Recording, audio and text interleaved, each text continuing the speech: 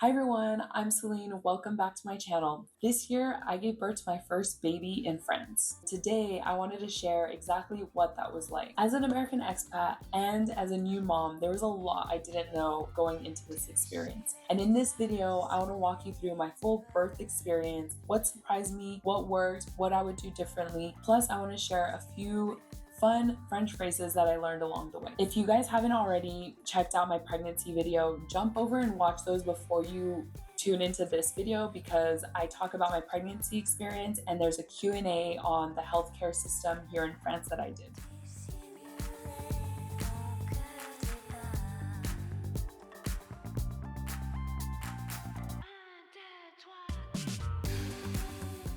Okay, so let's talk about the epidural.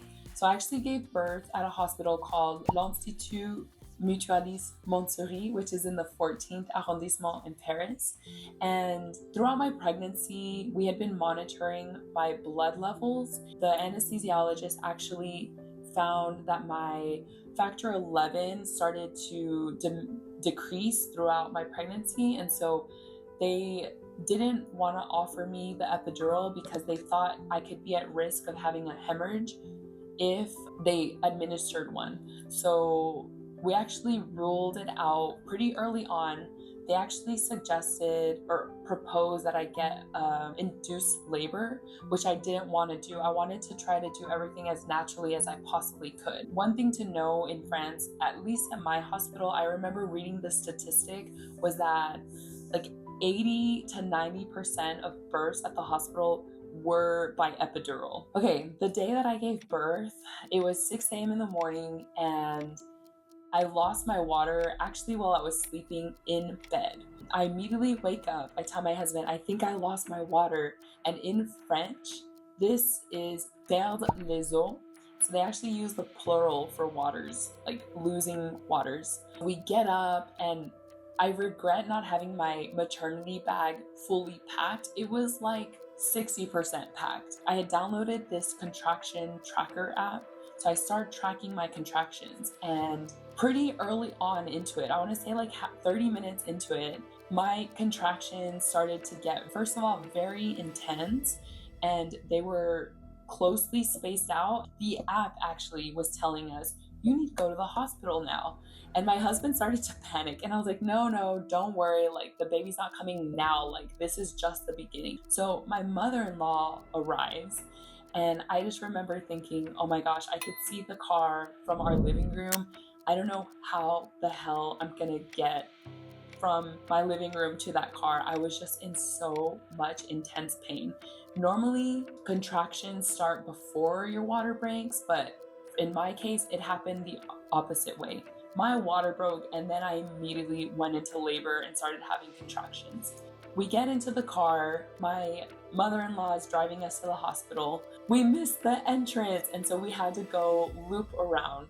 Another thing that I regret is not having gone there with her prior to the birth, and for some reason the GPS had overshot the entrance of the hospital. For a woman who's in labor, that is not a fun thing to miss, like when you're kind of in that state of urgency. So we arrived to the hospital. By that point, I think it's around 8:30. My mother-in-law is like telling them at the desk, like, we have a woman in labor. They're like, oh, just wait here. We'll come bring a wheelchair to you. I am just beelining it to where I know the maternity ward is. Madame, just wait. Patiente. And I'm like, no, I cannot patiente anymore. I am booking it to the maternity ward. We like get checked into the hospital. They put like the IV into you to prepare for like the procedures and everything. We do a blood test. They confirmed that I couldn't have an epidural, which I was already prepared for days before and weeks before that. Like that probably wasn't a possibility for me. In French, the epidural is called péridural. So I wasn't able to have the péridural. So it was just all natural labor for me. So they book us into the labor room. I end up on my knees, like leaning over the bed for the first stage of labor. I was in such intense labor pains that I had requested that they bring over nitrous oxide, which is essentially laughing gas, like what they give you at the dentist. This is a form of pain management that women can do that won't harm the baby. And so I had already done some research, and that was one of the things that I wanted to do to help alleviate the pain. It doesn't alleviate the direct pain, but it's kind of more of a distraction. During the labor, we had actually called my aunt, who I'm very close with, and she was praying for us. She was reading scripture over the phone for us. She actually heard the baby's like first cries. It was like a very beautiful experience. Sorry, I'm getting emotional. At that point, they were like, you know what, let's check your dilation. So we checked my dilation, and at that point, I had already reached 10 centimeters. And oh, I forgot to mention that when I first arrived to the hospital, I was at 3 centimeters dilated. Within, I think 4 hours, I'd gone from 3 to 10 centimeters dilated. So basically they were like, oh, the baby's coming, like you're gonna have to start pushing soon. So they get me on the bed. So the baby had a little bit of a tough time coming out when it was like effaced. They kept saying, poussez madame, poussez, which was really funny. But you know, with a little bit more time, I was pushing for maybe half an hour, and the baby finally arrived. And so yeah, that was it. And the baby came, and then they started doing the like cleaning the baby up, cleaning me up. It was such a beautiful experience. But I do want to say, like, when they hand you, at least for me, when they handed me my baby, I was in complete shock of like what just happened. I think my adrenaline was just completely shot. But when they gave me the baby and I looked at him for the first time, he felt like a complete stranger for me. Even though I had been carrying him inside me for almost 10 months, it was such a disconnect with reality, I want to say. It was completely bizarre. And I think maybe sometimes moms feel that. Like, I didn't cry, I was just in shock. The bonding came, you know, a few hours later, but it was just so bizarre to me to see my baby in that state of like vulnerability. And he was like a little raisin. He was all purpley and wrinkly and wet.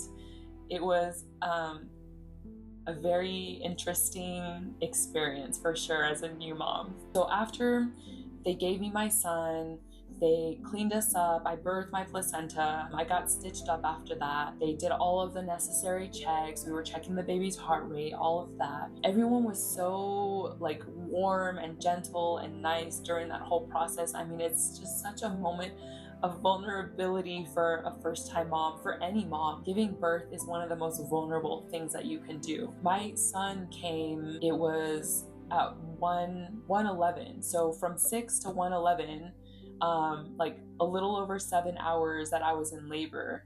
I would consider it to be a pretty fast labor done naturally without any drugs. So yeah, it was painful. So if you are considering giving birth naturally, I just want to say it's one of the most beautiful things that you could do. I mean, your body knows what to do. When I was pushing that baby, it was all my body via the contractions. Like, I really didn't do any work on my own. We've been hearing from so many of you who are dreaming about Paris, but are not quite ready to make the move yet. I'm excited to share about a new consultation call designed specifically for all the dreamers who are curious about Paris, but don't have that one-way ticket booked yet. Through the end of 2025, we're offering a one-on-one call with my team to discuss your plans, what you're thinking, where you're at, and what next steps you need to make in order to make moving to Paris a reality. You'll walk away with a clear plan of next steps tailored to you. More details in the description below. Fast forward, we get put into our care room where we stayed for the next few nights.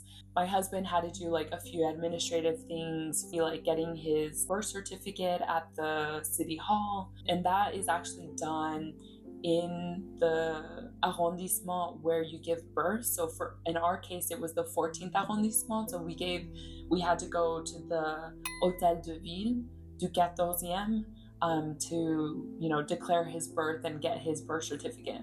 Okay, so in France, the maternity ward is called la maternité. So we ended up staying here for 4 nights. We could have stayed 3 nights, but the last day, on the 3rd day, they were actually concerned that our baby wasn't gaining enough weight. So they wanted to keep us another night to check him again the next day. My experience with the staff was like just beyond my expectations. All of the midwives, the nurses, the pediatricians, the OBs, they were all so nice. They would ask us, do you have any questions? Giving us advice, but it was kind of like more formal than that. But at the same time, it was very like conversational.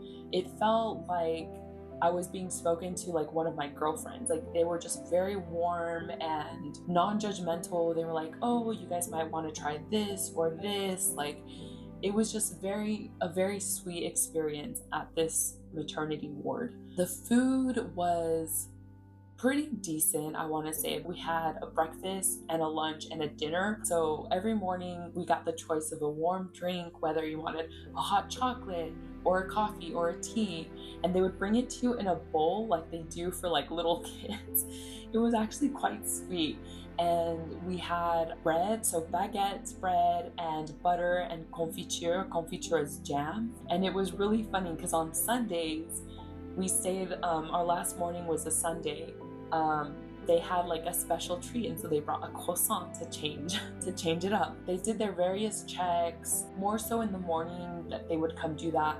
They also once a day had one of their staff come and clean the room. So yeah, overall I had a very pleasant experience. Yeah, what I really appreciated as well is that towards the end of our hospital stay, they had 2 formations, which is 2 like little meetings where they were just like informing you.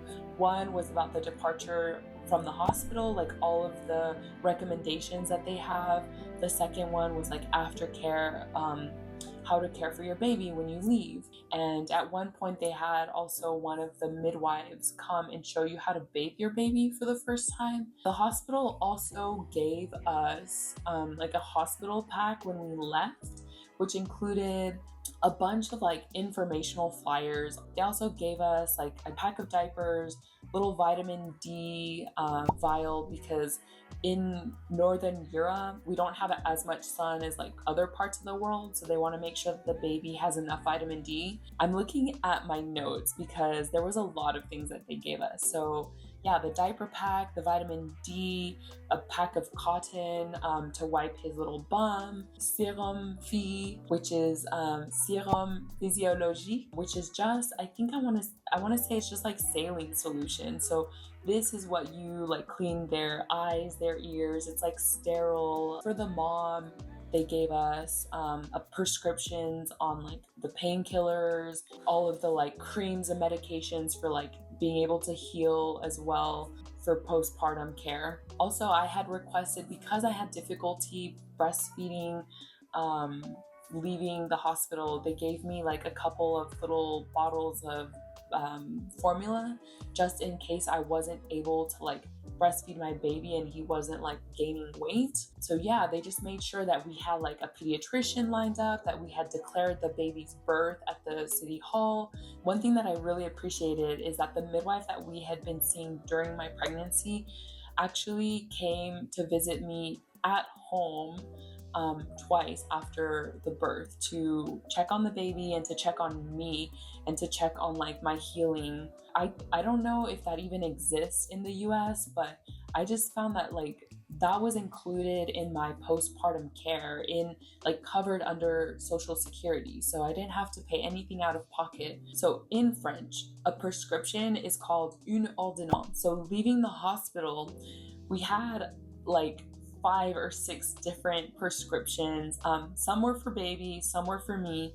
One of them was for 10 weeks use of a breast pump that I could get from the pharmacy through the Social Security system. Another prescription that I got that I never expected, and I don't think this is even a thing in the US.